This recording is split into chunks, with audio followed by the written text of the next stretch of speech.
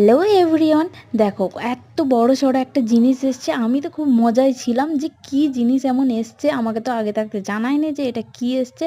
তো আমি বললাম তাড়াতাড়ি করে আনবক্সিং করো, কি এমন জিনিস আমিও দেখতে চাই। তো যখন খুললাম তখন পরে বুঝতে পারলাম যে এটা কি এনেছে। হ্যাঁ, এটা কি এনেছে তোমরা নিশ্চয়ই বুঝতে পারছো।